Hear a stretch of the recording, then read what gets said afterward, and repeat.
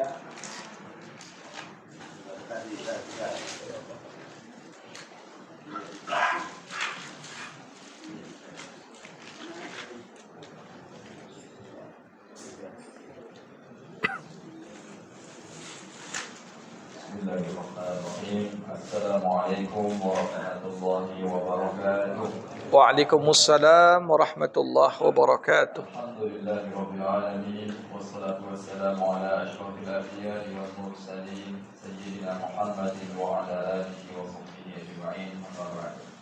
Puji syukur kehadirat Allah Subhanahu wa taala. Alhamdulillah, salawat salam kepada baginda Rasulullah berpada singkat. Allahumma salli wa sallim ala sayyidina Muhammad wa ala alihi sayyidina Muhammad. Bapak Ibu, orang tua kami seluruh jemaah masjid Baitul Qadri yang kami hormati, serta ustaz yang sama-sama kita muliakan. Alhamdulillah, kita lanjutkan kembali pengajian pekan kita ahad pagi pada subuh. Untuk mengambil berkah daripada pengajian kita ini, mari sama-sama kita mulai dengan membacakan al-basmalah. Bismillahirrahmanirrahim. Dan berikutnya kami serahkan kepada ustaz kami persilakan. Assalamualaikum warahmatullahi wabarakatuh.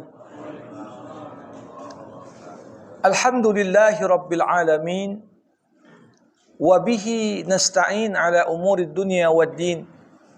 Summa salatu wassalam ala khairi man ba'athahu Allah rahmatan lil alamin. Sayyidil anbiya'i wal mursalin Rasulullah Muhammad sallallahu alaihi wasallam wa ala alihi wa ashabihi ajma'in. Allahumma 'allimna ma yanfa'una wanfa'na bima 'allamtana wa zidna 'ilma innaka antal alimul hakim. Wa ba'd. Bapak-bapak, ibu-ibu, saudara-saudari jamaah fardu subuh di Masjid Baitus Salihin yang dirahmati Allah Subhanahu wa taala. Bersyukur kita kepada Allah sambil kita memanjatkan puja dan puji hanya kepada Allah. Selawat berangkaikan salam kita hadiahkan kepada Rasulullah. Allahumma salli wa sallim wa barik alaihi. Kembali kita berjumpa dalam kajian hadis Rasulullah Muhammad sallallahu alaihi wasallam. Dan di jumpa kita pagi hari ini, kita akan mengupas hadis ke-10 dari kumpulan hadis-hadis yang dihimpun oleh Imam Syarafuddin An-Nawawi dalam kitabnya Riyadhus Shalihin. Arba'in An-Nawawiyah maksud saya.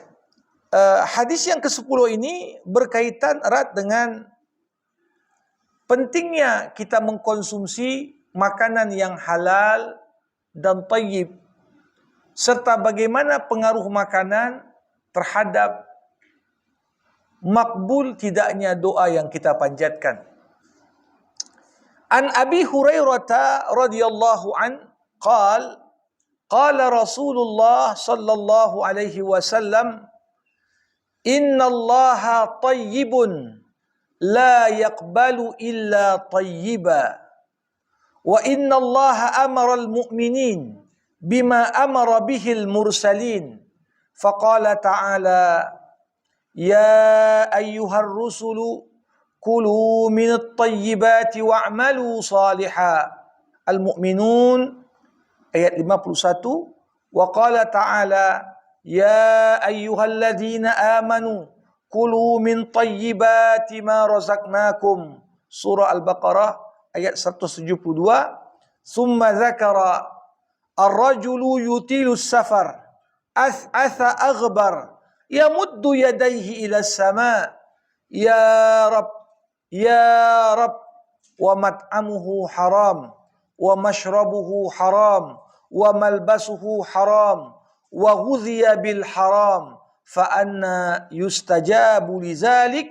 Hadis rawahu Muslim.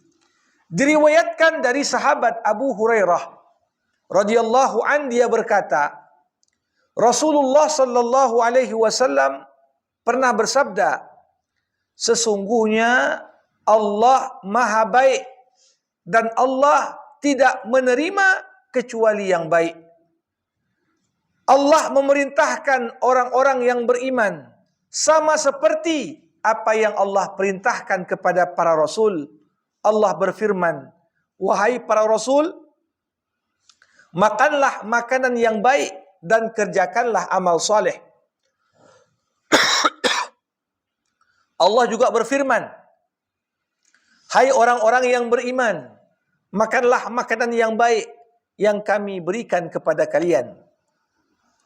Lalu Rasulullah bercerita tentang seorang laki-laki yang menempuh perjalanan jauh hingga rambutnya kusut dan kotor. Ia mengangkat kedua tangannya ke langit seraya berdoa, ya Rabb, wahai Tuhanku, ya Rabb, wahai Tuhanku. Sedangkan makanannya haram, minumannya haram, pakaiannya haram, dan ia kenyang dengan barang yang haram, bagaimana mungkin doanya dikabulkan? Hadis riwayat Muslim.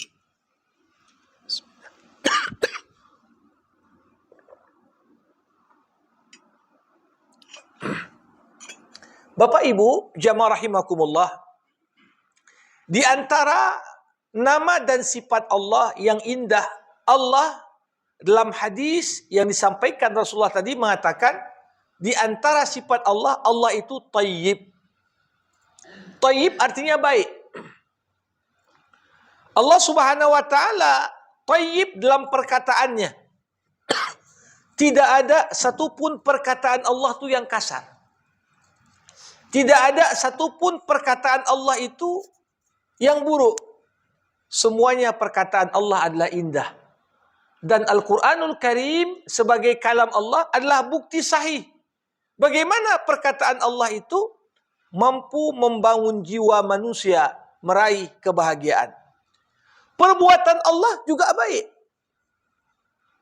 Bahkan ketika kita melihat perbuatan Allah dalam bentuk turunnya azab, turunnya petaka, turunnya musibah, hakikat dari apa yang Allah perbuat itu tujuannya adalah kebaikan. Sama seperti seorang ibu memberikan obat yang begitu pahit kepada anaknya. Anaknya menolak untuk minum obat itu, tapi ibunya memaksa. Apakah pemaksaan itu bukti ibu tak cinta pada anaknya? Tapi justru dengan memberikan obat tercermin kebaikan dan perhatian seorang ibu begitu besar kepada anaknya. Begitu juga seorang guru, kadang-kadang ketika dia melihat muridnya menyimpang dan melanggar aturan, berangkat dari rasa cintanya guru kepada muridnya. Dia merasa kalau dibiarkan pelanggaran ini tanpa murid diingatkan akan lebih rusak. Maka dia pun menghukum. Kadang-kadang dipukul tangan muridnya. Kadang-kadang muridnya diberikan hukuman dalam bentuk fisik. Apakah pukulan itu menunjukkan guru tak baik? Tidak. Tapi justru menggambarkan bagaimana kebaikan sang guru yang tidak rela murid didikannya rusak tanpa diingatkan untuk diluruskan kembali. Jadi perkataan Allah itu baik. Perbuatan Allah itu baik. Bahkan ketetapan Allah itu baik. Ketetapan Allah dari apa yang Allah gulirkan dalam hidup kita. Kadang-kadang hidup ini tak lepas dari nikmat dan musibah. Hari ini dapat kebaikan, besok kena musibah. Hari ini untung besar dalam perniagaan, besok sudah rugi bahkan bangkrut. Begitulah. Tapi ketika kita sebagai manusia merenung kembali segala ketetapan Allah yang Allah izinkan untuk terjadi, maka sungguh tidak ada yang buruk dari ketetapan Allah. Ma khalaqta hadza batilah. Tidak ada satupun ciptaanmu, ketetapanmu ya Allah yang sifatnya sia-sia. Ibarat seperti yang saya sampaikan, kadang-kadang ketika pasien datang ke seorang dokter, didiagnosa penyakitnya, dokter melihat pasien ini masih mungkin untuk sembuh, maka dokter akan begitu cerewet. Dia bilang, makan obatnya dengan rutin. Ubah pola hidupmu. Ubah pola makanmu. Apa makanan yang pantang untuk dikonsumsi. Begitu cerewet dokter mengingatkan. Tapi perlakuan dokter begitu berbeda. Ketika seorang pasien sudah diponis kena kanker stadium 4. Dibawa ke dokter. Bahkan ketika pasien bertanya sama dokter, dokter ada pantangan makan. Dokter mengatakan, gak apa-apa pak, makan aja pak. Makan aja. Itulah hakikatnya seperti istidraj. Kalau Allah tegur kita lewat ketetapannya, berarti masih ada potensi perbaikan pada diri kita.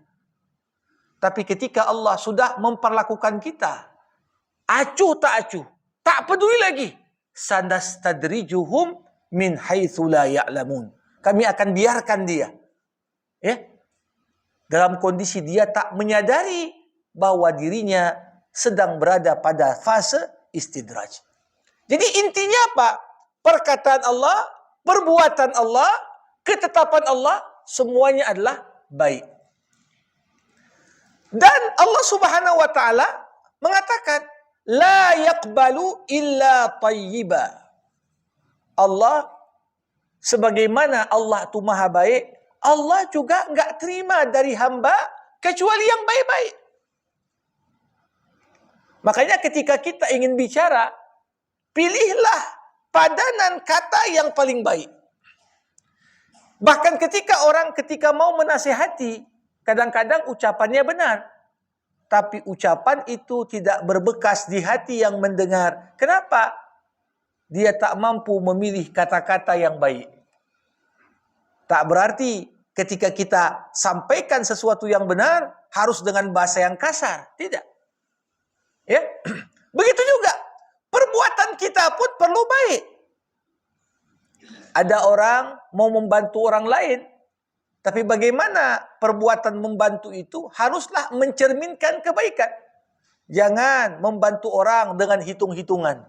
Jangan membantu orang dengan modus-modus tertentu. Begitu juga makanan yang kita konsumsi pun harus baik. Ya, kebaikan dalam konteks makanan inilah yang disebut dengan thayyibah. Makanya ketika kita sebagai hamba mengkonsumsi makanan, dua kriteria yang perlu diperhatikan. Bukan hanya kita mengkonsumsi makanan yang halal, tapi kita perlu mengkonsumsi makanan yang thayyibah. Halalan thayyibah. Apa itu halal? Apa itu thayyib? Apa perbedaan di antara keduanya? Jamaah rahimakumullah, halal artinya sesuatu yang Allah bolehkan. Ya. Makanya kalau disebut apa itu halal? Halal itu wajib. Halal itu sunnah. Halal itu mubah. Halal itu makruh. Semua yang Allah hukumi dengan wajib, sunnah, mubah, makruh, ini masuk kategori halal. Halal adalah lawan dari kata haram. Makanya kalau kita perhatikan, mana lebih banyak yang halal atau yang haram?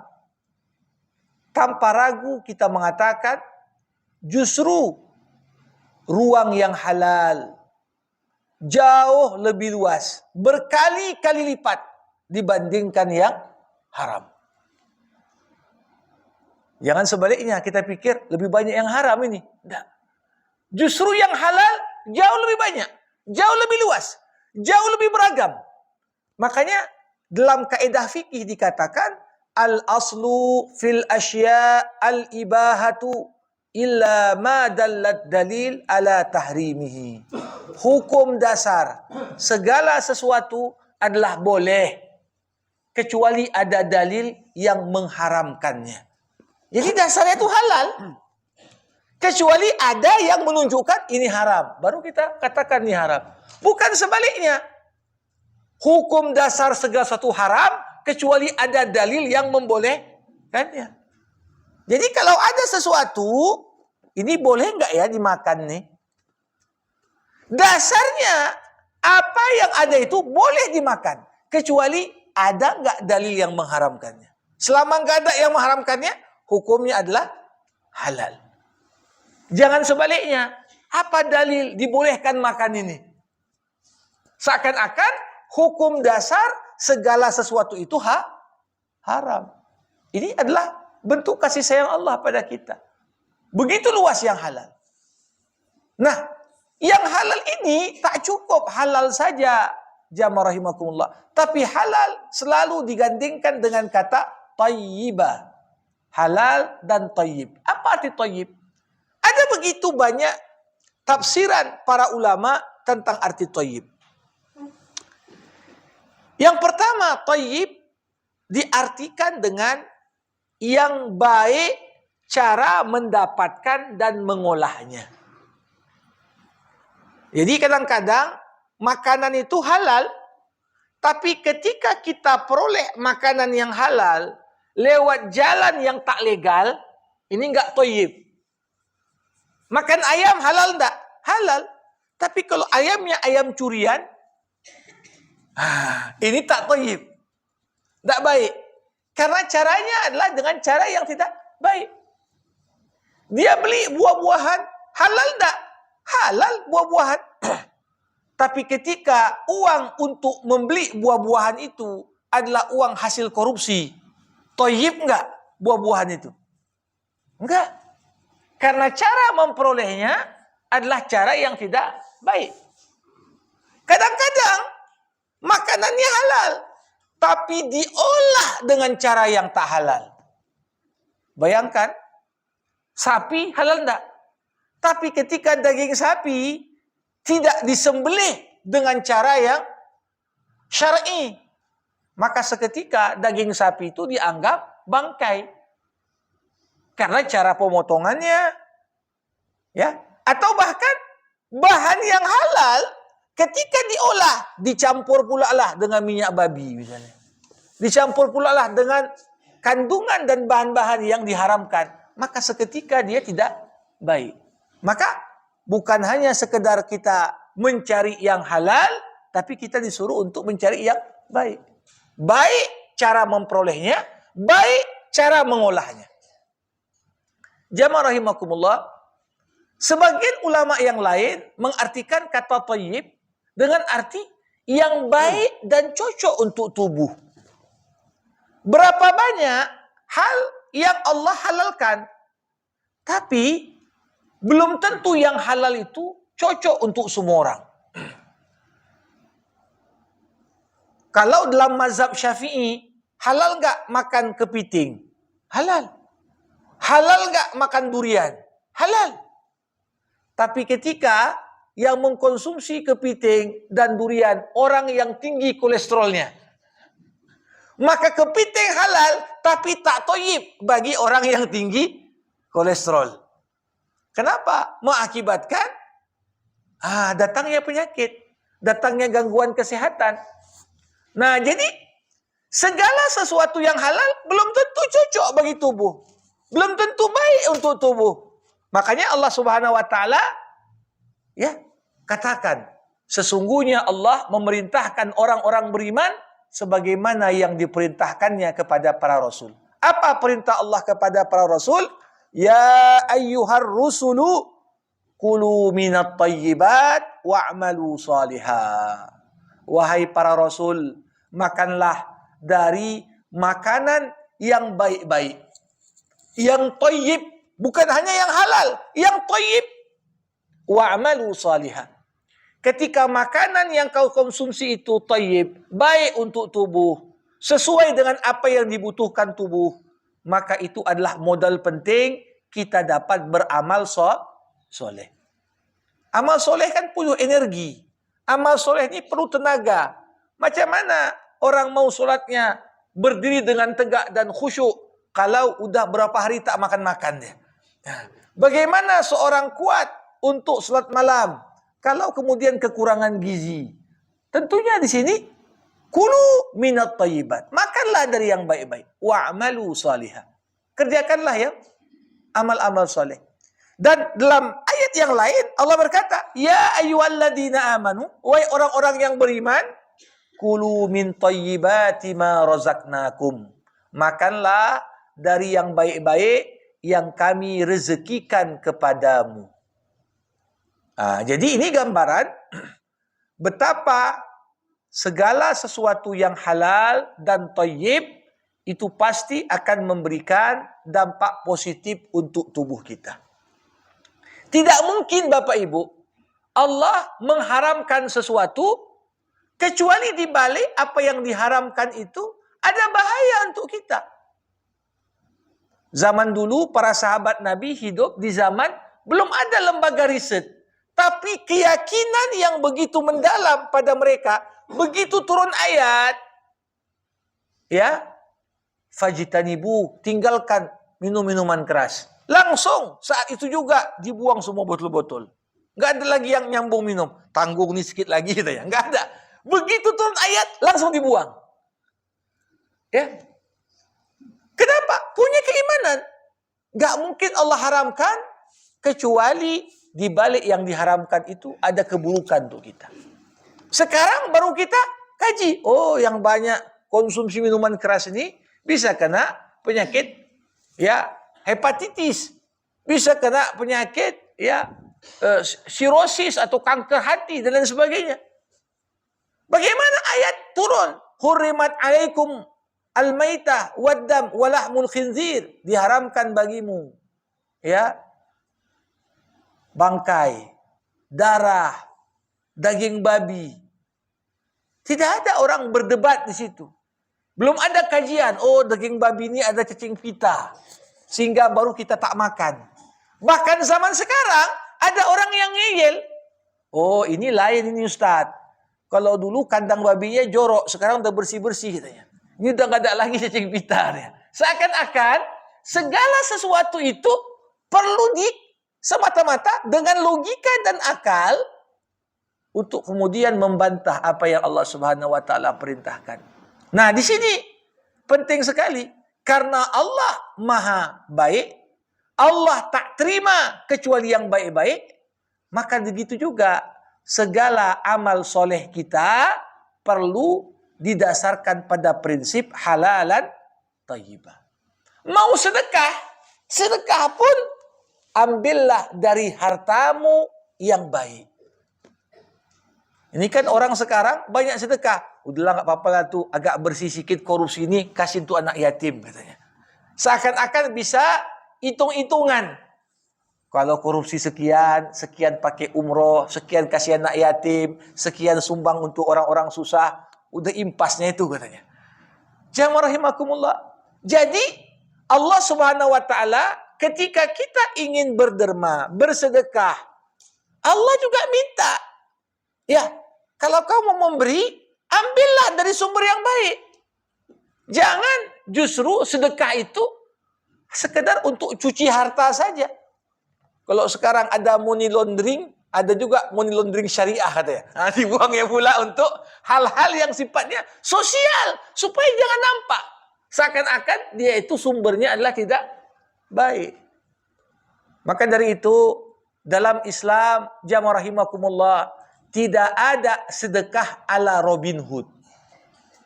Gimana sedekah ala Robin Hood tadi? Sedekah dia, tapi sumbernya dari mana? Dari rampok orang. Sebagaimana Robin Hood ngerampok orang kaya untuk dibagikan ke orang miskin. Kan baik Ustadz. Banyak orang kaya tak bayar zakat pun. Kita ambil aja untuk kita bagi. Dalam Islam, tujuan yang baik harus dikerjakan dengan cara-cara yang baik. Nggak bisa tujuan baik menghalalkan segala cara. Oh kan ini bagus tujuannya. Segala cara boleh kita pakai demi tujuan itu. Nggak seperti itu. Jamaah rahimakumullah. Nah, karena pentingnya beramal dengan cara yang baik, dari sumber yang baik, Rasulullah Shallallahu Alaihi Wasallam dalam hadis yang kita kaji pagi ini menjelaskan juga apa dampak ketika kita mengabaikan halalan thayyibah pada makanan kita, pada perbuatan kita terhadap makbul tidaknya doa kita. Kita sadar betul, doa ini adalah inti dari ibadah. Bahkan dalam hadis dikatakan ad-du'a mukhul ibadah. Doa itu adalah otaknya ibadah. Kenapa? Karena semua amal ibadah terintisarikan pada doa. Doa itu ketika hamba menunjukkan betapa tak berdayanya kita. Betapa kita lemah. Betapa kita sangat membutuhkan Allah Subhanahu wa taala. Agar Allah berikan apa yang kita pinta. Makanya adab terbaik dalam berdoa apa? Menunjukkan lemahnya kita di hadapan Allah. Namun, walaupun kita berdoa pagi hingga malam, berdoa di tempat-tempat mustajab, di depan multazam, di Raudhah, di Masjid Nabawi, di Masjid Haram, atau bahkan di tempat-tempat yang istimewa, depan Hajar Aswad, sambil mencium Hajar Aswad berdoa lagi dia. Atau bahkan kita pilih berdoa di waktu-waktu mustajab, doa di waktu sujud, doa antara azan dan iqamah, doa di hari Jumat, ba'da asar menjelang terbenamnya matahari, doa di sepertiga malam akhir. Kita pilih waktu dan tempat paling mustajab. Doa-doa yang kita panjatkan itu tidak akan berefek pada dikabulkannya doa kalau kita masih abai pada aspek halalan thayyibah. Maka dari itu Rasulullah mengatakan ada kisah seseorang yang berdoa, bahkan dia berada dalam kondisi banyak faktor-faktor yang seharusnya membuat doa dia itu makbul. Summa dzakara ar-rajula yutilus safar. Nabi bercerita tentang seseorang yang menempuh perjalanan yang jauh. Bapak Ibu, sepakat para ulama mengatakan waktu terbaik untuk berdoa salah satunya ketika kita musafir. Mana lebih makbul doa orang mukim dengan doa orang musafir? Ketika kita musafir, terlepas perjalanan itu panjang atau pendek, selama status musafir, ini adalah kondisi terbaik kita memperbanyak doa. Karena Allah Subhanahu wa taala tahu as-safar qit'atum minal azab. Walaupun musafir naik pesawat atau naik kapal pesiar, yang namanya musafir tetap meletihkan. Makanya di momen kita merasa sulit, merasa membutuhkan kekuatan dari Allah, kita panjatkan doa.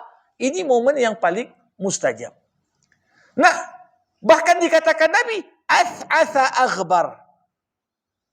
Saking panjangnya jarak yang ditempuh dalam musafir itu, rambutnya pun kusut dan kotor. Ini kan gambaran orang yang betul-betul capek pada perjalanannya. Seharusnya orang yang demikian makbul doanya. Kemudian yamuddu yadaihi ilas sama, ya Rab, ya Rab.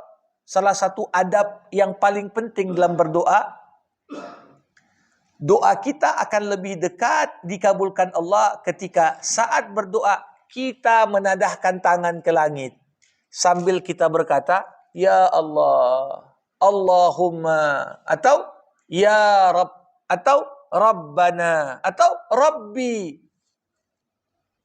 Bermunajat, memanggil Allah sambil mengadahkan tangan ke langit. Ini salah satu faktor yang sangat memperkuat doa.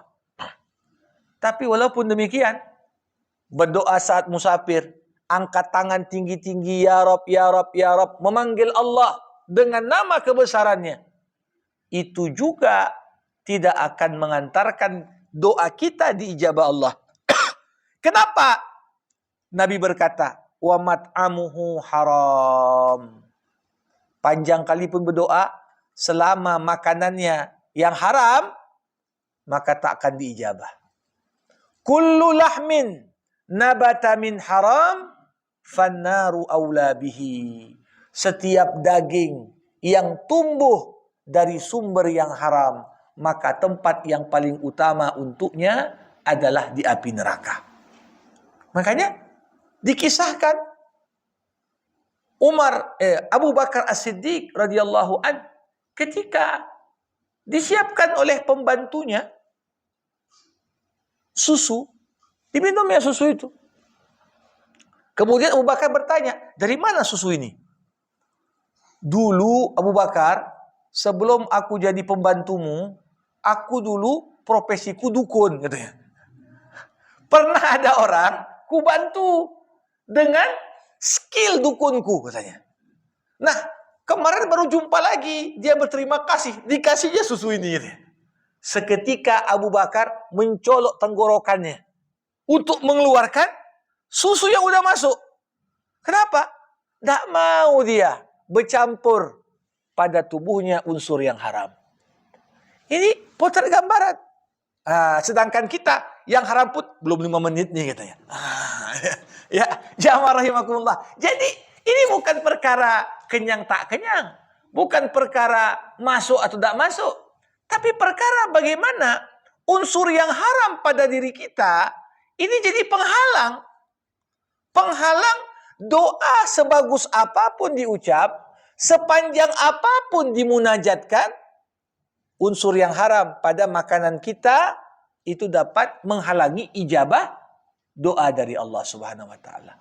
Dan kalau kita bercerita tentang makanan yang haram, maka makanan yang haram ini dua. Ada makanan yang haram zatnya. Makan bangkai, makan darah, makan daging babi, makan daging anjing, makan binatang-binatang buas. Ini haram zatnya. Tapi ada juga yang haram sifatnya. Makan ayam halal, tapi karena ayamnya tadi ayam curian, maka menjadi haram. Makan buah halal, tapi karena buahnya itu buah sogokan, menjadi haram.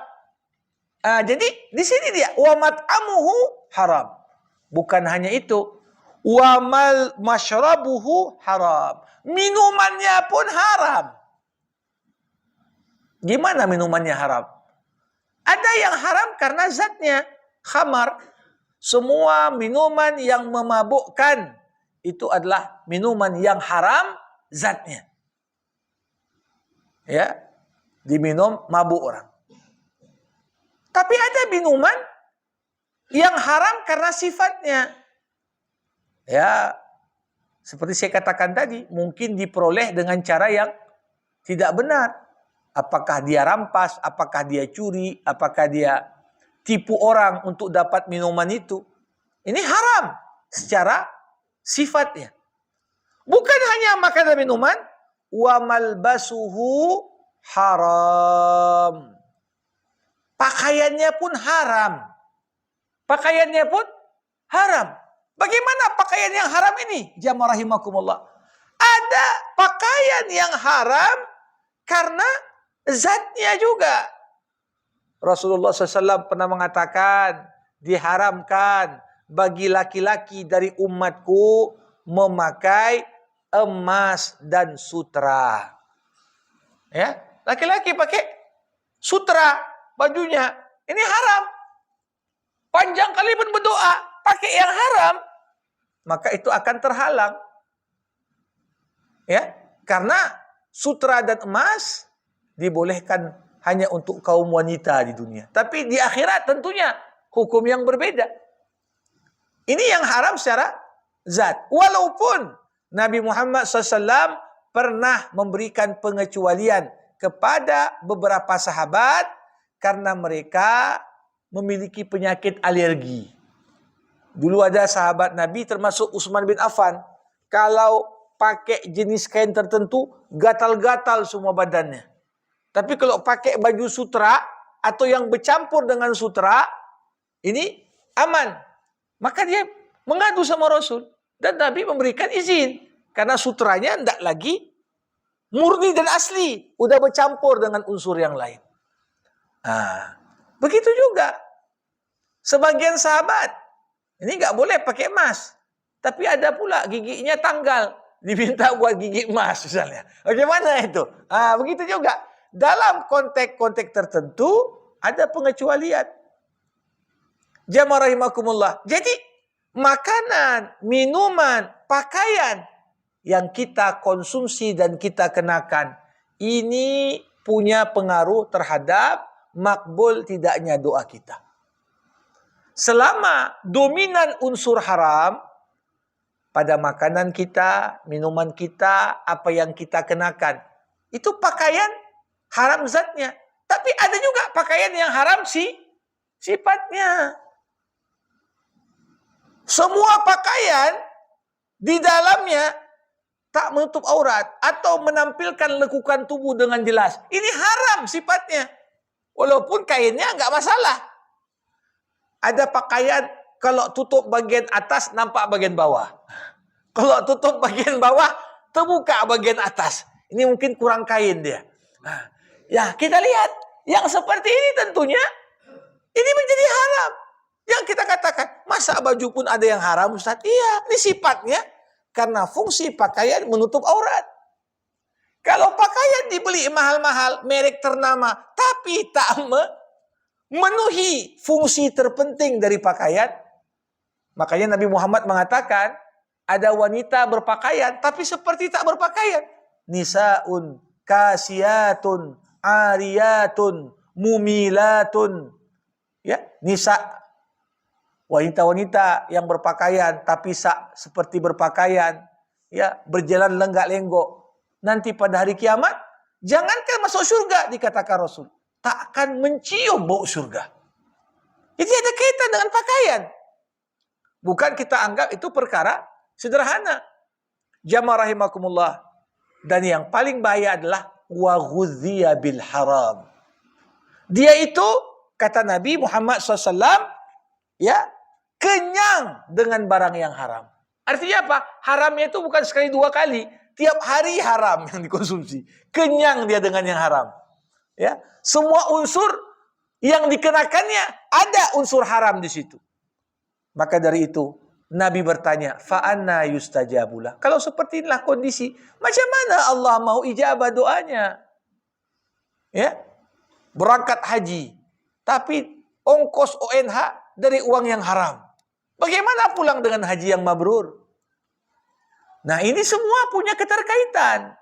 Bagaimana kita menjaga diri dari segala unsur yang haram untuk memastikan keberkahan dan rahmat Allah tercurah untuk kita.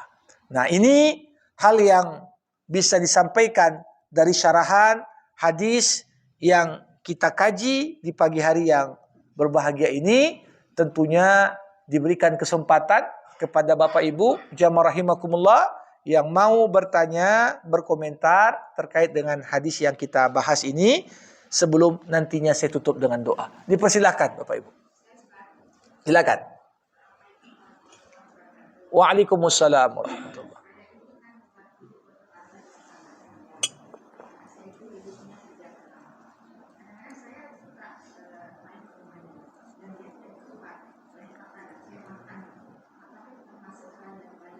Ya.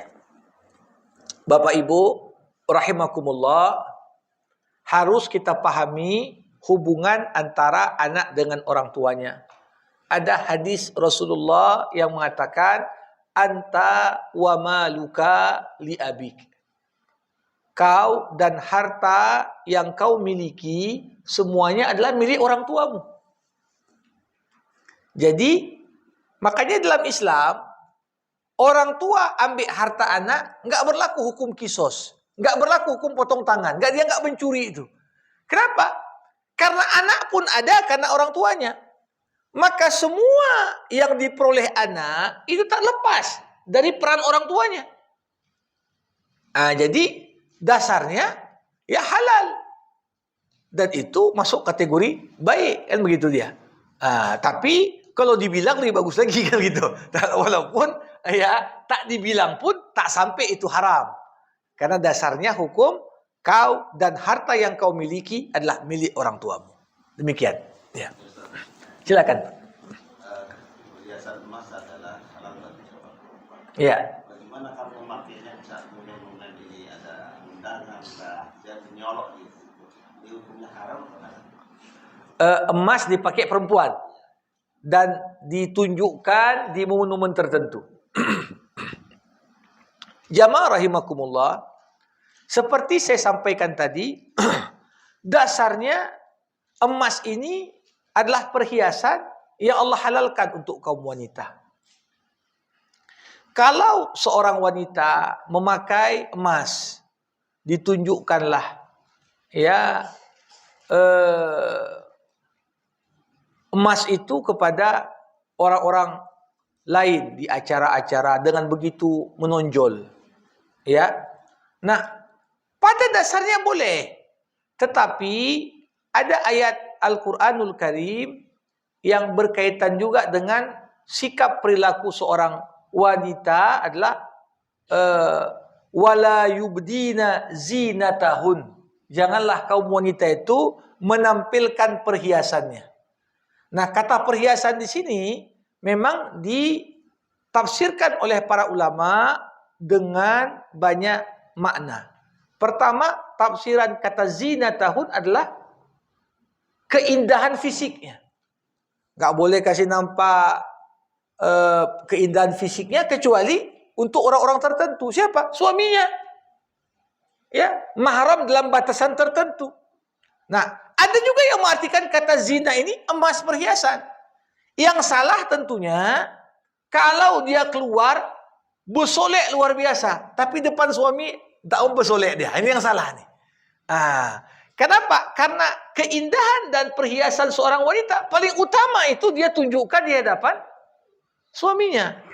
Nah, kalau dia pakailah yang bagus keluar, ya, tapi juga tunjukkan sama suaminya, ya, selama perhiasan itu tak menjadi fitnah, ada batasan. Nah, tentunya kita dalam pergaulan sehari-hari itu tetap ada yang namanya standar apa? Batasan kepantasan. Batasan kepantasan. Ya, kadang-kadang banyak kali emas dia. Ya, tapi orang tengok tak pernah pun tiap tahun nyikurin zakat perhiasan gitu. Ya, jadi ini kadang-kadang menimbulkan juga sesuatu yang ya tersirat dalam hati orang lain. Maka batasan kepantasan itu apa? Ya, yang wajar lah. Yang wajar. Mungkin kalau dia hadir di tempat semua orang menunjukkan emasnya berlomba-lomba, ya mungkin beda standar kepantasan di situ dengan bagaimana tata cara berpakaian dan berhias orang-orang di lingkungan dia. Jangan pula dia supaya nampak lebih saya, emasnya pun sampai 1 kilo, jalan pun udah berat ya. Ya, ini tetap dasarnya hukumnya boleh, tapi tetap diikat dan dibatasi dengan batasan-batasan kepantasan. Demikian. Ya. Silakan. Waalaikumsalam.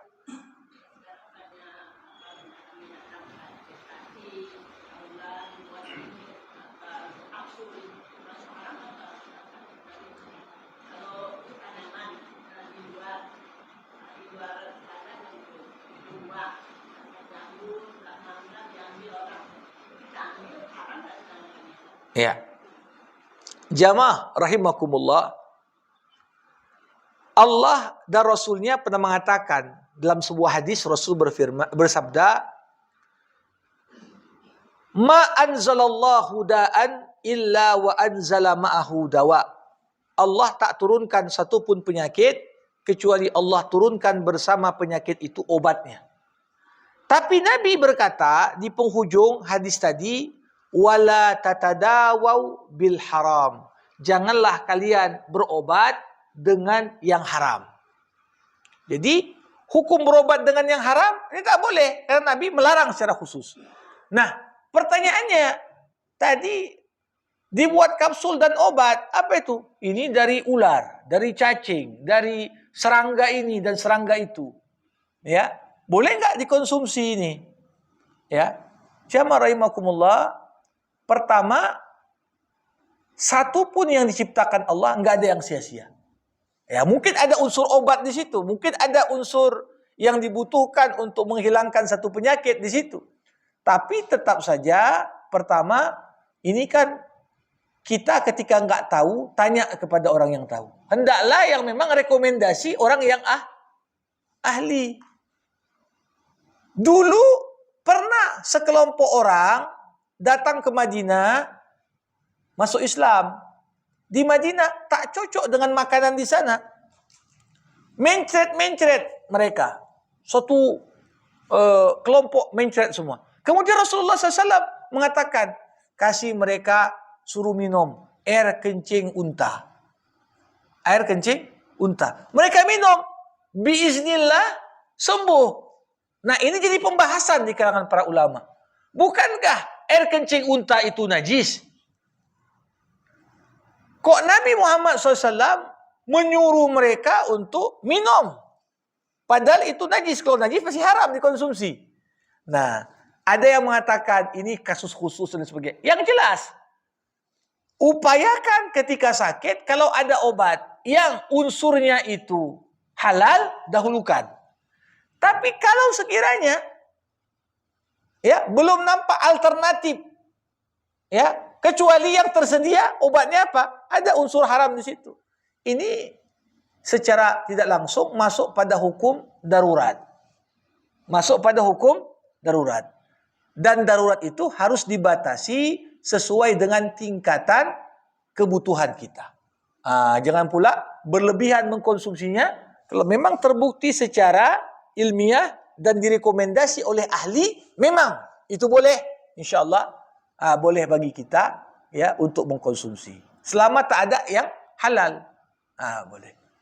Yang kedua, ada pohon. Buahnya itu cukup banyak.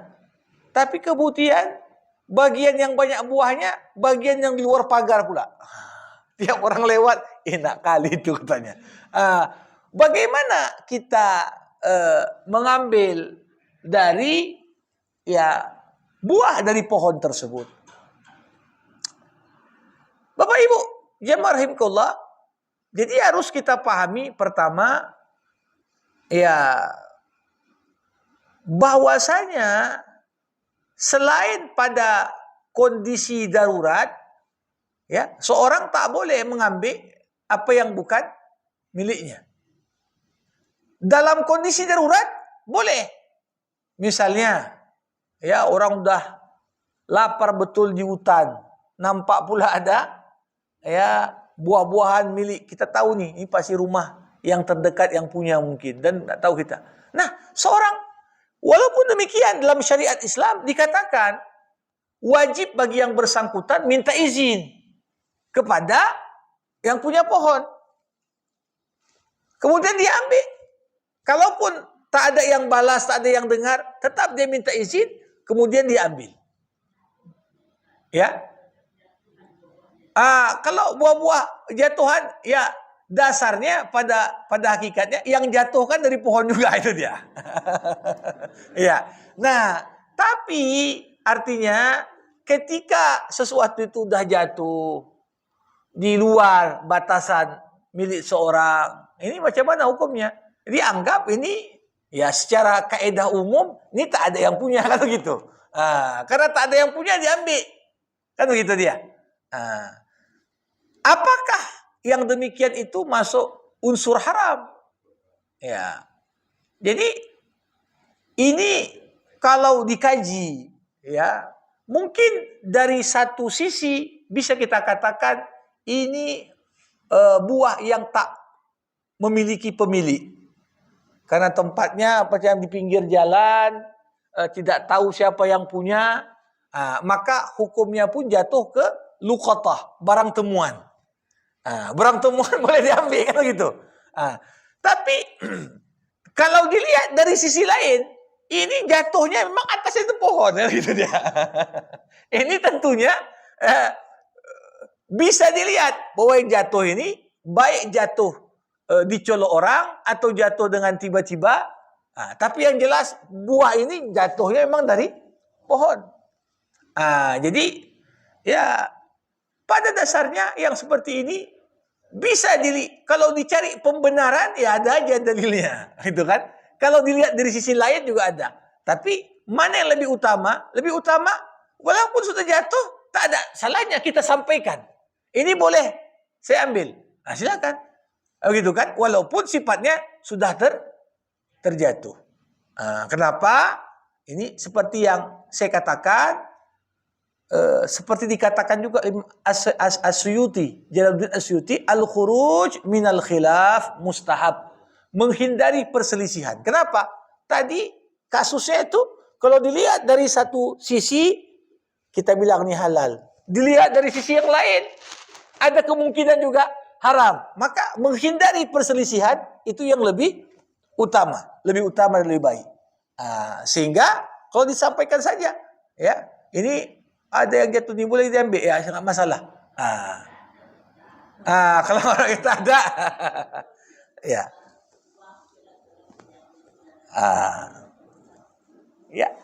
ya kalau dilihat dari sisi aspek yang tadi ya sebenarnya bisa saja. Cuma ada kemungkinan saya katakan tadi kan.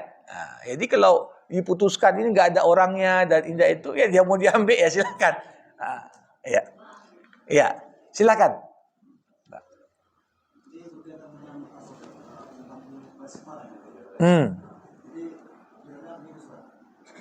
Jadi tanggal 22 April kemarin jam 9 diumumkan hasil pilpres.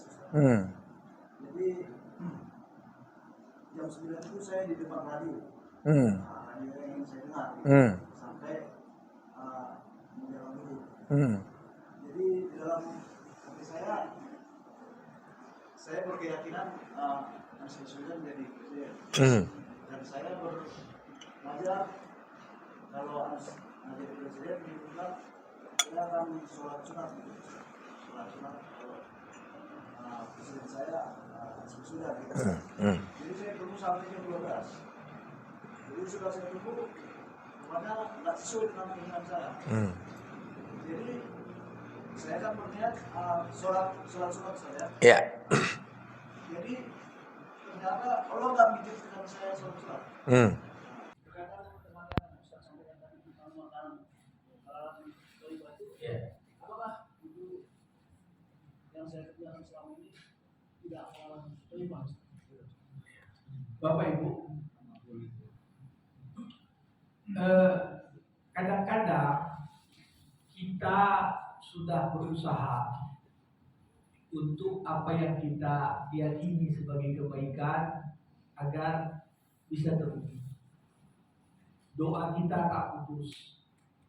Tapi ketika apa-apa yang kita harapkan belum dijabah Allah, apakah ini otomatis langsung bilang berarti kita tak halal semua makanan kita ya? Tentunya tak seperti itu juga. Kenapa? Dalam surah Ali Imran Allah mengatakan asa antakrahu syai'an wa huwa khairul lakum wa asa an tuhibbu syai'an wa huwa syarrul lakum. Boleh jadi di balik kau benci ada kebaikan yang Allah siapkan untukmu. Boleh jadi di balik apa yang kau senangi ternyata ada keburukan yang sedang menantimu. Jadi tentunya selama kita dalam perilaku sehari-hari ini kita sudah bersikap wara, menjaga diri dari yang haram, menjaga diri dari yang syubhat. Belum diijabah juga. Karena ini terpilih presiden ini kan bukan karena doa satu orang saja. Ya. Mungkin satu orang ini udah jaga. Masih ada yang haram juga. Ya. Jadi ini tentunya usul yang kompleks. Tapi yakinlah tidak ada sesuatu apapun yang ditetapkan Allah itu sifatnya sia-sia. Ya, jadi boleh jadi kita lihat apa yang diumumkan belum sesuai apa yang diharapkan, tapi jangan pernah putus asa dari rahmat Allah. Karena kadang-kadang di balik sesuatu yang kita anggap buruk, justru Allah sedang siapkan jalan kebaikan. Karena yang menang belum tentu dimuliakan Allah, yang kalah pun belum tentu dihinakan Allah. Kadang-kadang ya seorang dapat jabatan, itu cara Allah untuk menghinakan dia. Terkadang Allah selamatkan seorang dari mendapatkan amanah jabatan, cara Allah memuliakan dia. Nggak pernah tahu kita. Nah, tapi yang jelas, pertama, ya kewajiban membayar nazar kalau apa yang kita mintakan terwujud. Kalau tidak, hukumnya nggak wajib. Tapi bukan berarti tak boleh. Kalau mau dia sholat, ya tetap boleh. Sholat sunnah, kan begitu. Nah, tapi ini jadi pelajaran juga. Sebaik-baiknya amalan, kita beramal dulu baru minta. Jangan minta dulu, kalau diijabah baru beramal. Makanya Rasulullah pernah mengatakan, innama yustakhrajun nazru minal bakhil. Yang suka banyak bernazar itu orang pelit. Kenapa? Hitung-hitungan dia sama Allah. Nah, kalau yang ku minta dijabah, aku buat. Kalau yang ku minta gak dijabah, ya gak jadi. Padahal kita diajarkan iyyaka na'budu wa iyyaka nasta'in. Ibadah. Sholat dulu, puasa dulu, zakat dulu, umroh dulu. Setelah itu wa iyyaka nasta'in. Baru minta. Kenapa? Wal amalu salihu yarfa'u. Setiap amal soleh yang kita kerjakan itu mengangkat doa kita ke posisi yang memungkinkannya untuk diijabah Allah Subhanahu wa taala. Demikian. Ya. Baik, Bapak Ibu rahimakumullah, kita padakan untuk jumpa kita pagi ini. Mari sama kita tutup dengan doa. Alhamdulillahirabbil alamin, hamdan yuwafi ni'amah wa yukafi'u mazidah. Ya Rabbana lakal hamdu kama yanbaghi li jalali wajhikal karim wa li 'azimi sultanik. Allahumma salli ala Sayyidina Muhammad wa ashghilidh dhalimin bidh-dhalimin wa akhrijna min bainihim salimin. Allahumma 'allimna ma yanfa'una wanfa'na bima 'allamtana wa zidna 'ilma innaka antal 'alimul hakim. Allahumma akhrijna min dhulumatil jahli wal waham ila anwaril ma'rifati wal 'ilm wa min wuhuli syahawat ila jannatil qurubat. Allahumma rabbana taqabbal minna innaka antas samiul alim wa tub alaina innaka antat tawwabur rahim. Allahumma ij'al jam'ana hadza jam'an marhuma wa tafarruqana min ba'dihi tafarruqan ma'suma. Allahumma inna nas'aluka salamatan fi dinina wa afiyatan fi jasadina wa ziyadatan fi ilmina wa barakatan fi rizqina wa taubatan qabla al-maut wa rahmatan 'inda al-maut wa maghfiratan ba'da al-maut. Allahumma hawwin 'alaina ya Allah fi sakaratil maut wan najata minan nari wal afwa indal hisab. Allahumma rabbana atina fid dunya hasanah wa fil akhirati hasanah wa qina adzaban nar. Wa sallallahu ala sayyidina Muhammad wa ala alihi wa sahbihi ajma'in walhamdulillahi rabbil alamin. Terima kasih, mohon maaf atas segala kekurangan. Assalamualaikum warahmatullahi wabarakatuh. Bapak Ibu orang-orang kita mulai membacakan kepala, membacakan alhamdulillahirobbilalamin. Assalamualaikum warahmatullahi wabarakatuh. Waalaikumsalam warahmatullahi wabarakatuh.